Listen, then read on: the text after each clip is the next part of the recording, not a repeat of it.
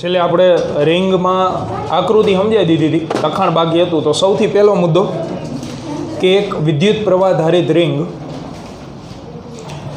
એક વિદ્યુત પ્રવાહ ધારિત રિંગ યામાક્ષ પદ્ધતિ પર, યામાક્ષ પદ્ધતિ નહીં, યામાક્ષો પર એવી રીતે મૂકવામાં આવે છે કે જેથી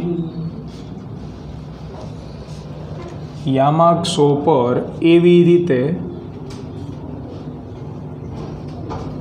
મૂકવામાં આવે છે કે જેથી તેનું કેન્દ્ર ઉગમ બિંદુ પર, તેનું કેન્દ્ર ઉગમ બિંદુ પર અને અક્ષ એક્સ અક્ષ પર સંપાત થાય.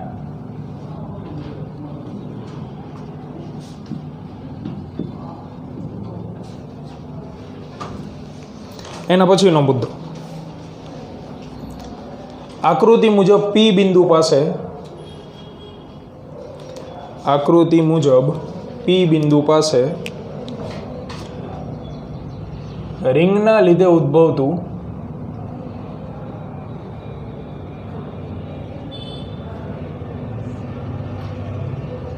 કુલ ચુંબકીય ક્ષેત્ર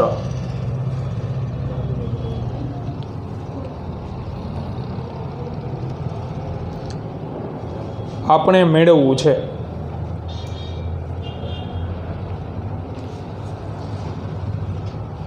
એના પછી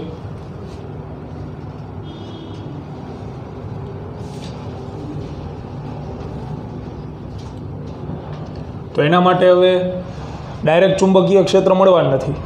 એક જ સૂત્ર છે આપણી આગળ, બાયો સાવરનું. તો બાયો સાવરના સૂત્રમાં ખંડ હોય ને, એટલે એના પછીના મુદ્દામાં લખો કે રિંગને અનંત સૂક્ષ્મ ખંડોમાં, અનંત સૂક્ષ્મ ખંડોમાં વિભાજિત કરેલ ધારો,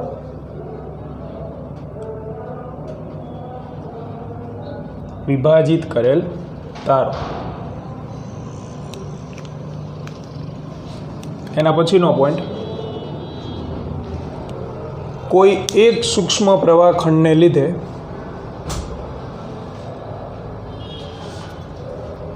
કોઈ એક સૂક્ષ્મ પ્રવાહ ખંડને લીધે ઉદ્ભવતું ચુંબકીય ક્ષેત્ર, ઉદ્ભવતું ચુંબકીય ક્ષેત્ર ડીબી સદિશ, આવી રીતે ડીબી સદિશ આકૃતિ મુજબ મળે.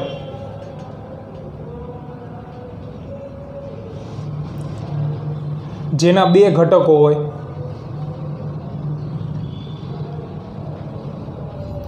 એક ડીબી કોસ ફાઈ અને બગડો dB sign phi.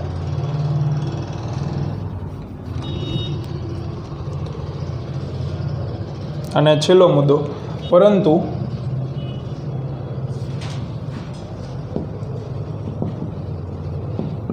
DB sign phi જેવા ઘટકો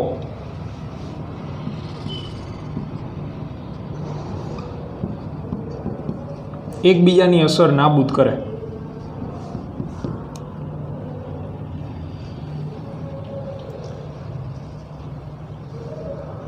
ડીબી સાઇન ફાઈ જેવા ઘટકો એકબીજાની અસર નાબૂદ કરે અને પછી અહીંથી જોઈન્ટ, તેથી કુલ ચુંબકીય ક્ષેત્ર આવડું આ મળશે આપણને, integration of DB cos phi.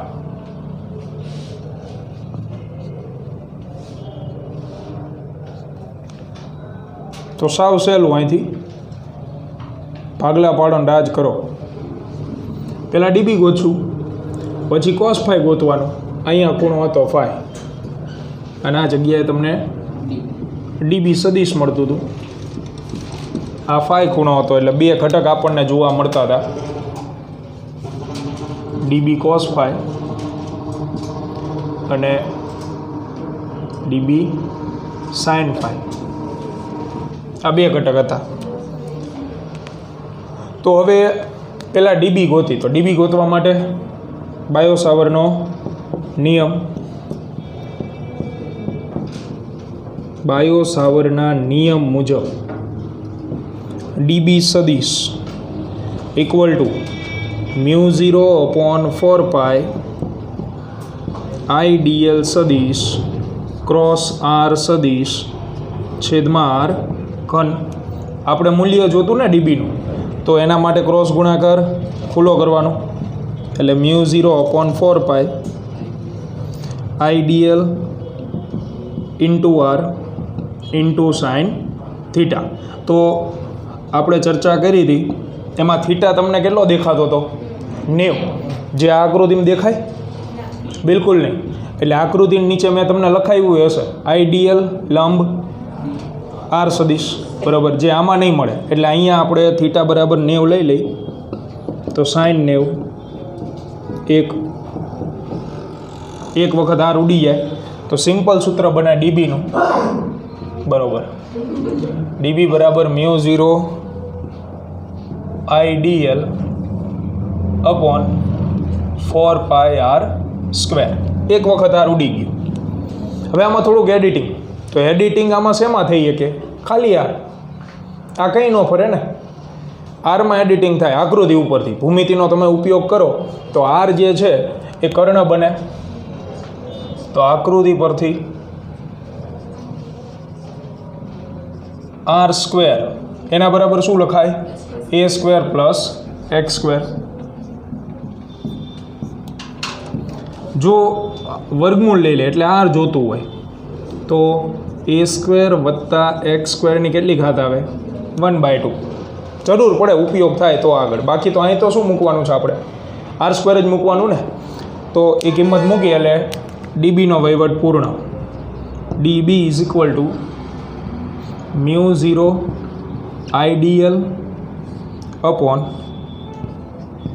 4π કૌંસમાં a સ્ક્વેર વત્તા એક્સ સ્ક્વેર. સમીકરણ નંબર 2 આ મળી ગયું. હવે cos φ. તો cos φ બરાબર પાસેની બાજુ છેદમાં કર્ણ. બોલો આકૃતિ ઉપરથી પાસેની બાજુ કઈ થશે? a અને કર્ણ આર.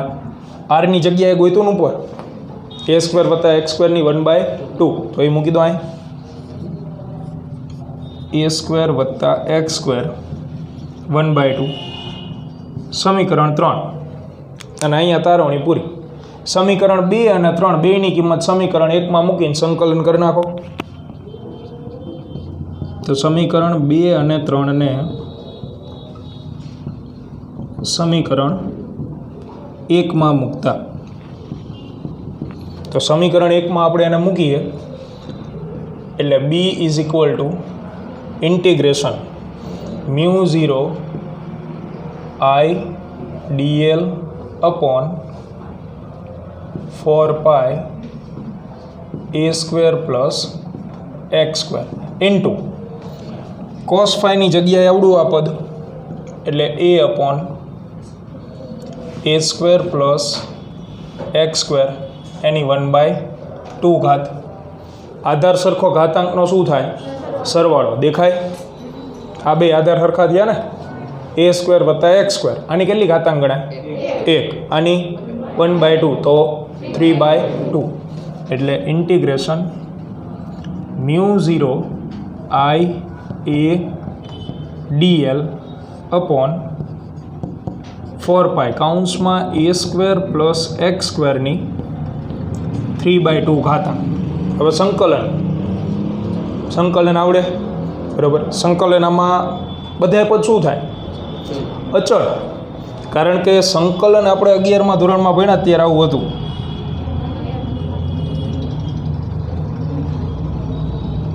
આવું બેઝિક સૂત્ર હતું ને, તો આપણે ધ્યાન ખાલી અહીંયા આપતા હતા. જેની સાપેક્ષે સંકલન હોય અને એવા પદ હોય તો એ તમારે સંકલનની નિશાનીની અંદર રાખવાના, બાકી બધાય ગેટ આઉટ. તો આમાં તમે કોની સાપેક્ષે સંકલન કરો છો? ડીએલ. એટલે લંબાઈની સાપેક્ષે સંકલન છે. દેખાય કે લંબાઈવાળા પદ અંદર નથી, તો બધાય પદ શું થાય? અચળ. આના ઉપરથી એ ખબર પડે ને ટેકનિકલી સમજી શકો તો μ0 શું હોય? અચળ.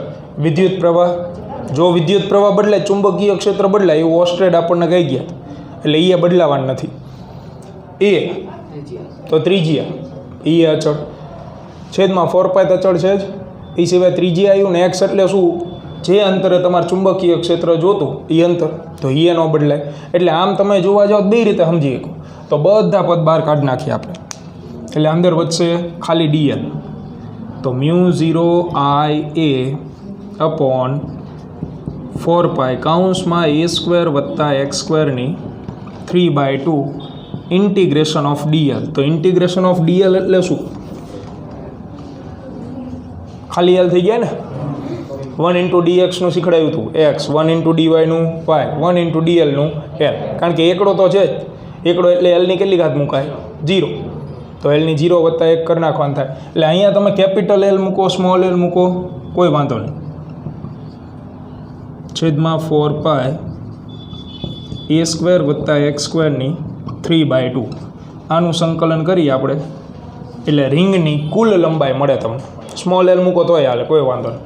તો રિંગની કુલ લંબાઈ કેટલી થાય? પરિઘ જેટલી, જ્યાં l બરાબર રિંગની કુલ લંબાઈ 2π a, એટલે પરિઘ. અને અહીંયા છે ત્રિજ્યા a, એટલે આપણે એ મૂકશું. દાખલામાં આપણે ત્રિજ્યા શું મૂકવાના છીએ? r, રેડિયસ હોવાથી. એટલે 2π શું થાય? r. શું છે?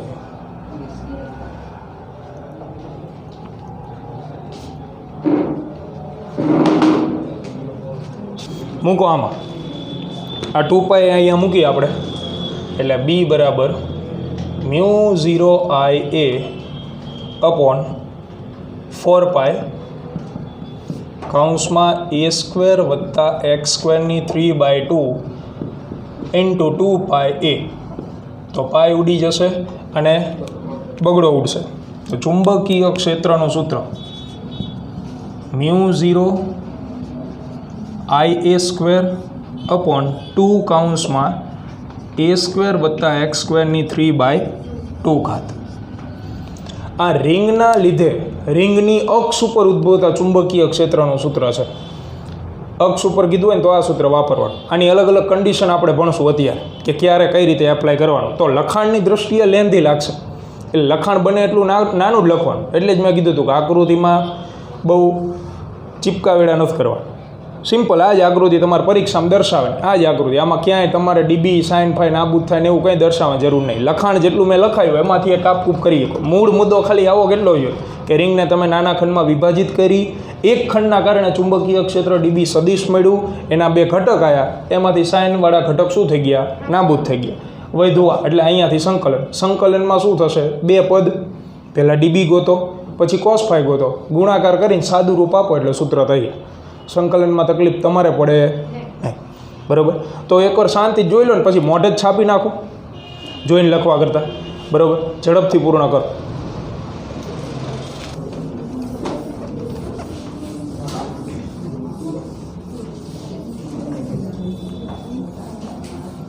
તો હવે આગળ રિંગના ખાસ કિસ્સાઓ, એટલે ક્યારે કયું સૂત્ર વાપરવું ને એ આપણે ભણીએ. સૂત્ર એક જ મેળવું આપણે, અક્ષ ઉપરના બિંદુ હોય. તો આને લગતી અલગ અલગ માહિતી. સૌથી પહેલું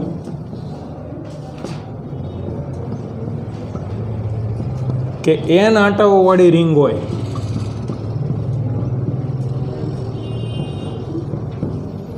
ત્યારે ચુંબકીય ક્ષેત્ર P બિંદુ આગળ કેટલું મળે? તો આપણે સૂત્ર તારવણી કરી એમાં આ રિંગ એક આંટાવાળી લીધી હતી. તો ચુંબકીય ક્ષેત્રનું સૂત્ર શું મળ્યું આપણને? આવડું.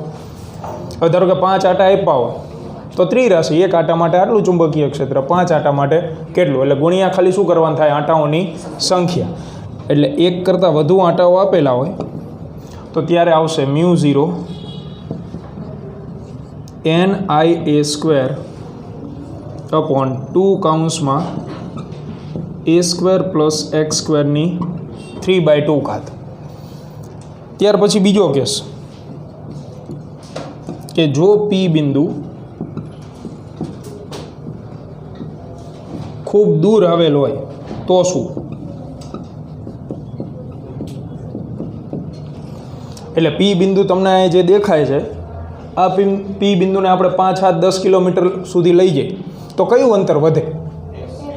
એક્સ. એમાં કંઈ ફેર પડે? ત્રિજ્યા તેટલી ને એટલી રહેવાની ને. એટલે આ સૂત્રમાં તમે જુઓ તો અંતર 2 જ છે, આરનો ઉલ્લેખ આમાં નથી, એ અને એક્સનો. આમાંથી વધે કોણ? એક્સ વધે. તો તમે એક્સની સાપેક્ષે એને શું કરી શકો? અવગણી શકાય. એટલે જ્યારે આવી કન્ડિશન હોય કે એક્સ રહ્યું એ કરતાં મોટું હોય તો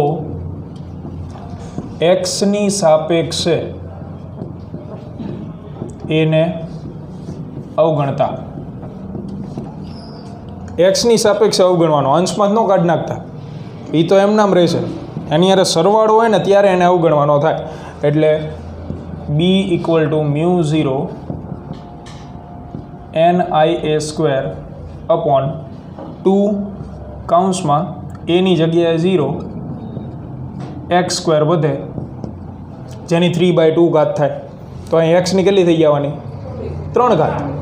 કારણ કે વર્ગ અને વર્ગમૂળ બે ઉડી જશે.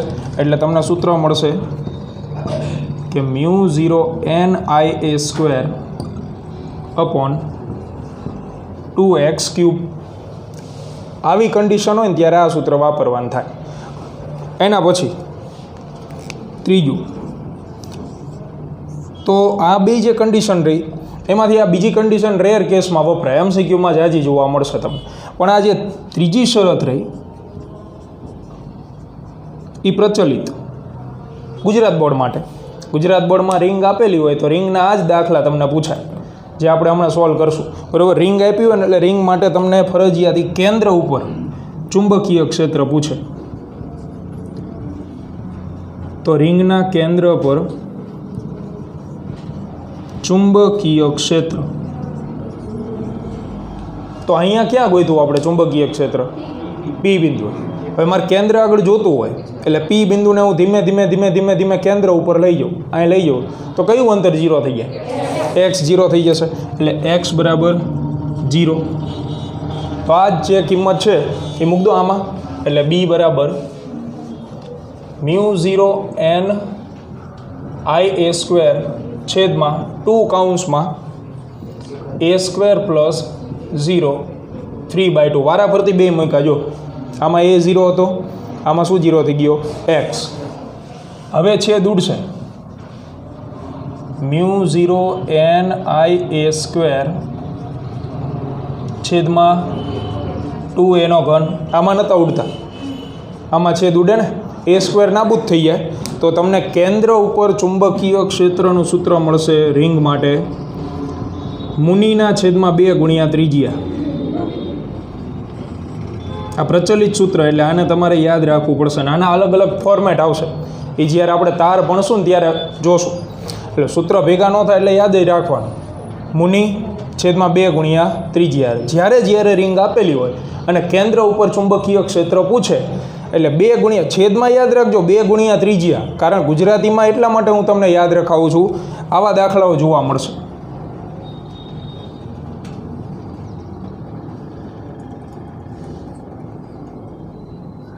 હવે આમાં આ રિંગની ત્રિજ્યા r આપી હશે અને આ રિંગની ત્રિજ્યા 2r આપી હશે. તો પછી ત્રિજ્યા તરીકે તમારે r નહીં મૂકવાનું. આની ગણતરી કરતા હોય ને ત્યારે શું મૂકવાનું થાય? 2r. એટલે ગુજરાતીમાં જ યાદ રાખજો, મુનિના છેદમાં 2 ગુણ્યા ત્રિજ્યા. આકૃતિમાં જેટલી ત્રિજ્યા આપી હોય એ મૂક દેવાની. r આપી હોય, 2r આપી હોય, 3r આપી હોય, જે પણ હોય. બરાબર, એટલે સોલ્વ કરશું ત્યારે ખ્યાલ આવશે. તો આ ત્રીજો અને પ્રચલિત કેસ કે જેના MCQ અને દાખલાઓ ગુજરાત બોર્ડ ગુજકેટમાં વધુ હોય. અને ત્યાર પછી ચોથું આ JEE માટે. તો એમાં તમને શું પૂછે? તો એમાં રિંગ જ નહીં આપે, એમાં આપશે રિંગનો તૂટેલો ભાગ. રિંગનો તૂટેલો ભાગ એટલે હકીકતમાં એને કહેવાય ચાપ. આ રીતે આપે.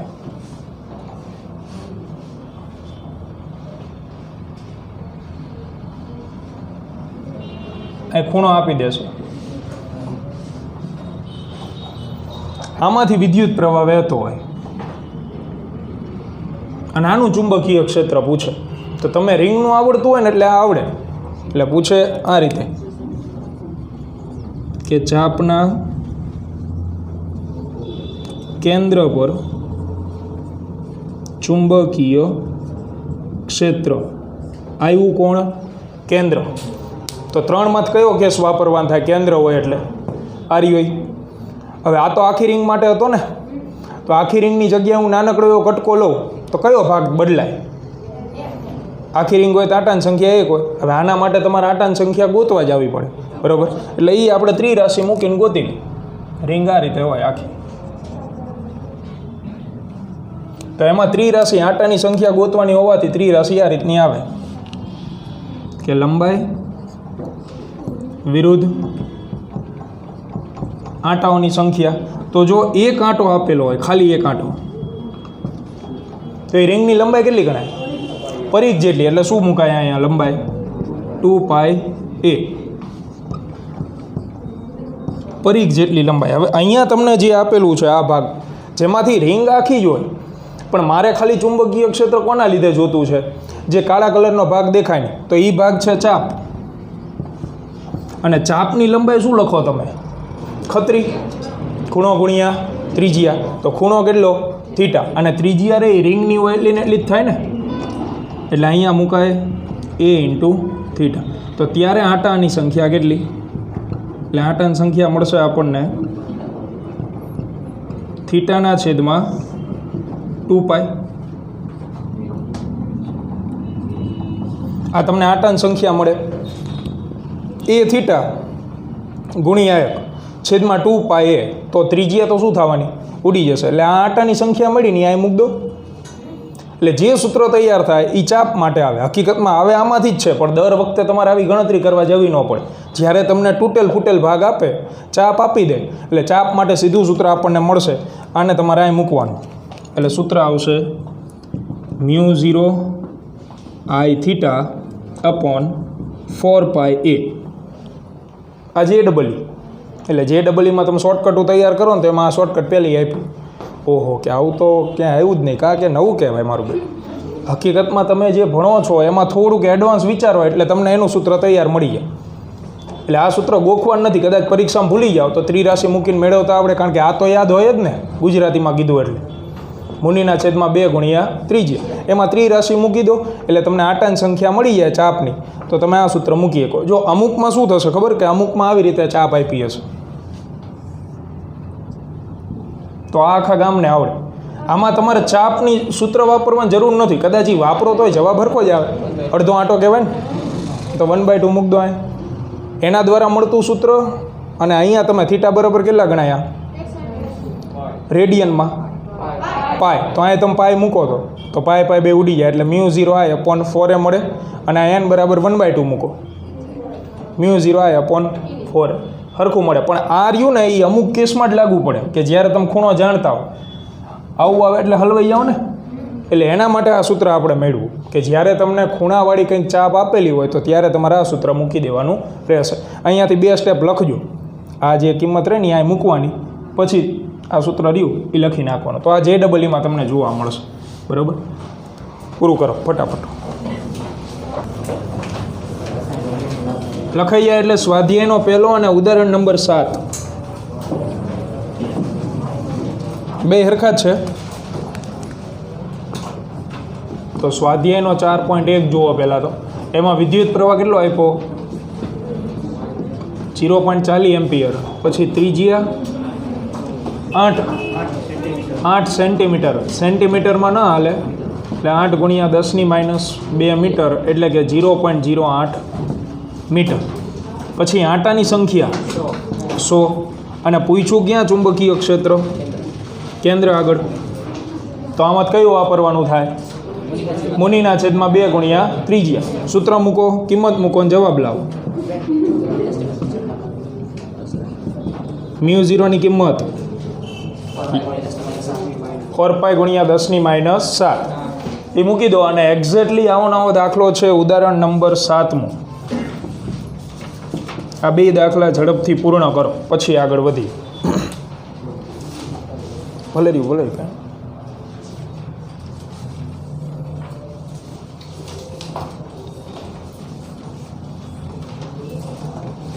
ઉદાહરણ 7માં આટાની સંખ્યા હોજ આપી છે.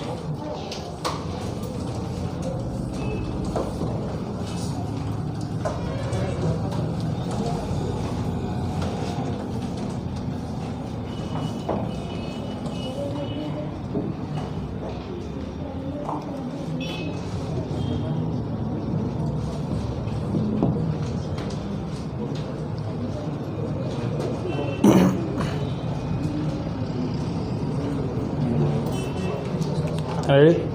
આ એકમાં 6.28 આવશે અને એકમાં 3.14. પાછળ એકમ ભૂલતા નહીં હો, કારણ કે હજી તો નવી ટેવ પડી હોય ને એકમ લખવાની. ટેસ્લા.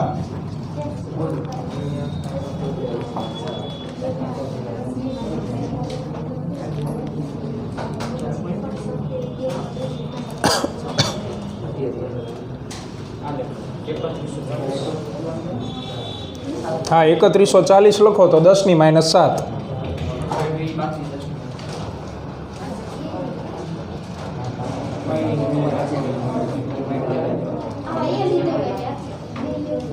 ત્રિજ્યા ને? હા, એટલે હું તમને એ તો કહું કે તમે થિયરીમાં ત્રિજ્યા એ લો છો, દાખલામાં તમે આર લો, જે સંજ્ઞા લો એ તમારે એ સૂત્ર મૂકવાની.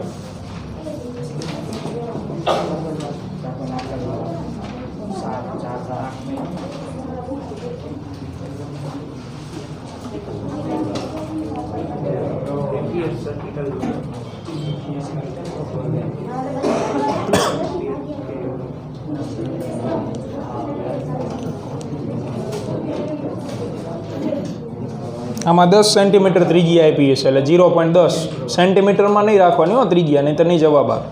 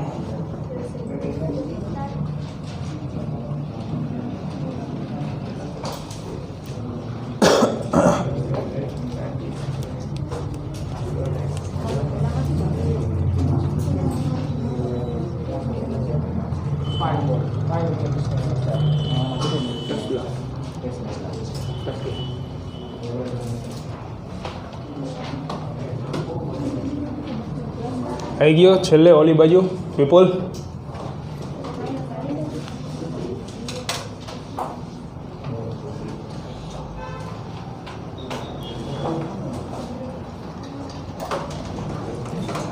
આમાં દિશાઓ આપી નથી પ્રવાહની.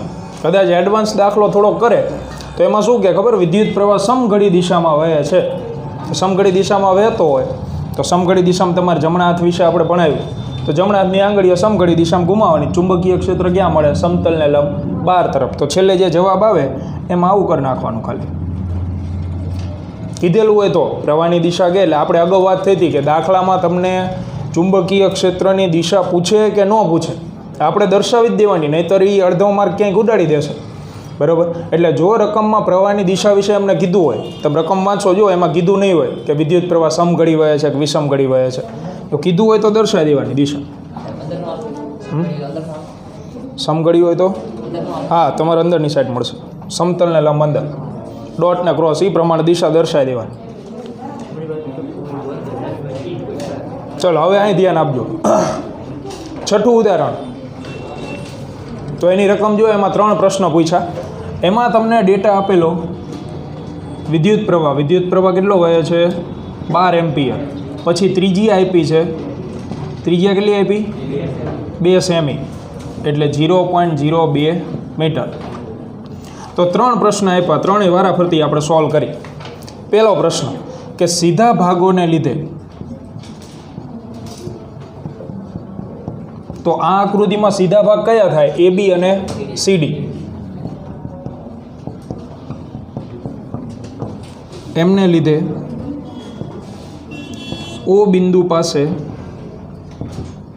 ચુંબકીય ક્ષેત્ર મેળવો.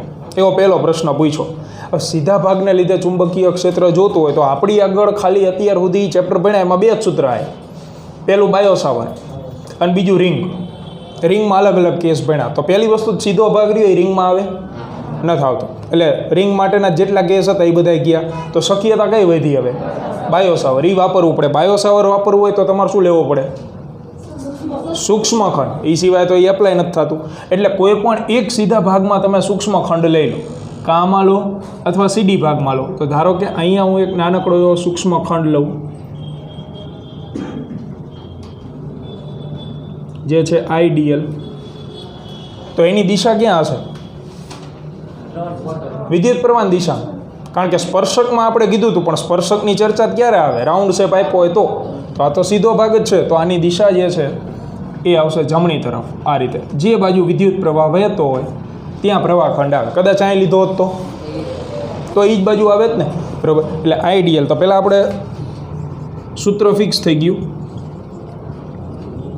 કે બાયો સાવરના નિયમનું સૂત્ર વાપરવાનું.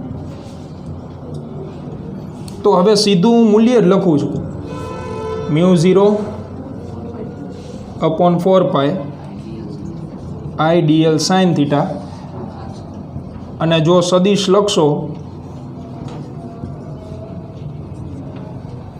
તો અહીંયા ખૂણાની વાત કરી દઈએ આપણે. હાલ ખૂણો કેટલો બને? આઈડીએલની દિશા ખબર પડી ગઈ. આર કોણ હતું? આર ત્રિજ્યા નહોતી.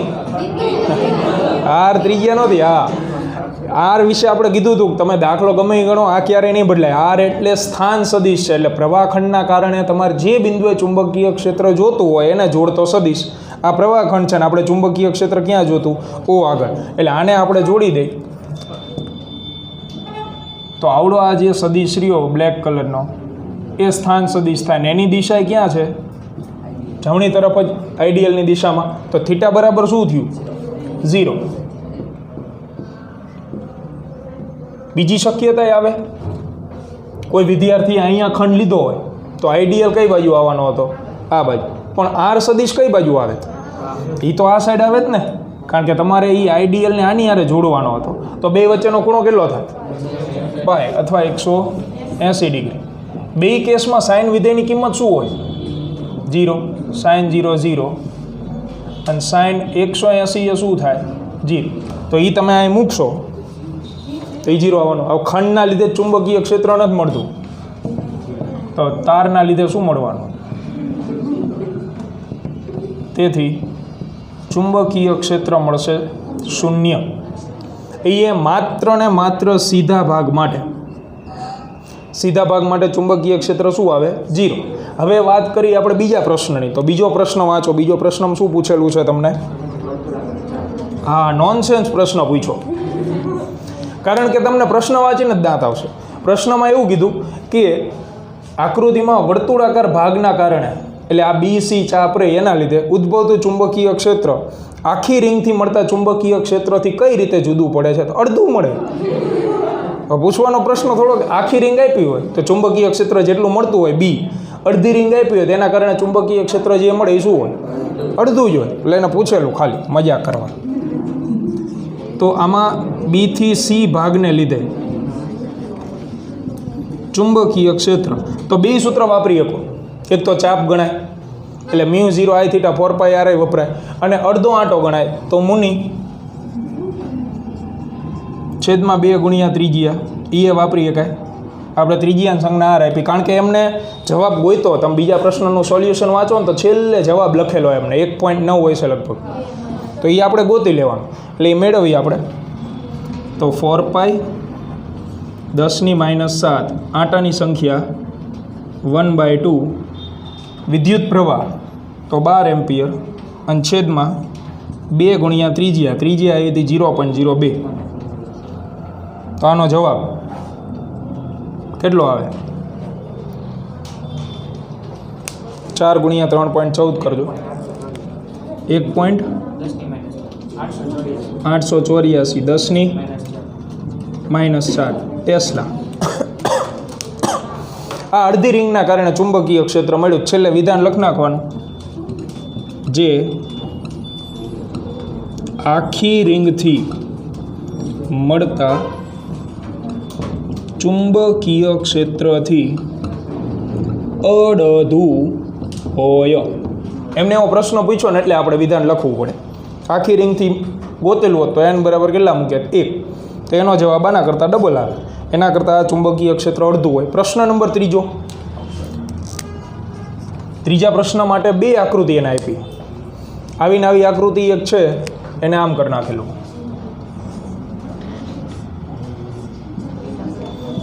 તો હવે તમને એવું પૂછ્યું કે 2 આકૃતિમાં ચુંબકીય ક્ષેત્ર તમે ગોતો O બિંદુ આગળ, તો શું ફેર પડે? તો મૂલ્ય બદલાય?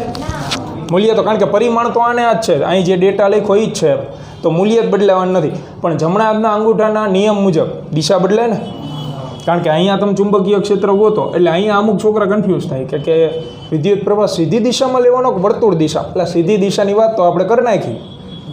સીધી દિશામાં વિદ્યુત પ્રવાહ ભલે વહેતો હોય પણ ચુંબકીય ક્ષેત્ર મળે છે નહીં. ખાલી વાર્તા કોની આવે છે? Round shape. તો એમાં તમે જમણા હાથની આંગળીઓ ઘુમાવશો કે અંગૂઠો? આંગળીઓ. વર્તુળ દિશામાં આંગળીઓ ફરતી, તો આ દિશામાં તમે આંગળીઓ ઘુમાવો એટલે ચુંબકીય ક્ષેત્ર ક્યાં મળે? અંદરની સાઈડ, સમતલને લંબ. અને આમાં ફેરવું તો સમતલને લંબ 12 થી તમે આપણે બુકના સમતલમાં તમે ફેરવજો જમણા હાથમાં એટલે તમને જવાબ મળી જાય. બરાબર?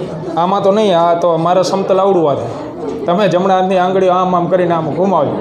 અમુક ડાબા હાથે મંડાણ આવે કે મારે 12 આવે છે કે, પણ એટલે આ ડાબો હાથ છે તો નો જવાબ આવે. ધ્યાન રાખજો પરીક્ષામાં ડાબોડી હોય ને એ તો કે આ મારે આમ કરીને આમ જવાબ નીચે આવે છે કે જમણા હાથનો અંગૂઠાનો નિયમ. એટલે આ પૂરું કરી નાખજો અહીંથી. અહીં તમારે ખાલી ત્રીજા પ્રશ્નના સોલ્યુશનમાં તમારે શું લખવાનું કે ચુંબકીય ક્ષેત્રનું મૂલ્ય સમાન રહે છે પરંતુ દિશાઓ પરસ્પર કેવી મળે છે? વિરુદ્ધ.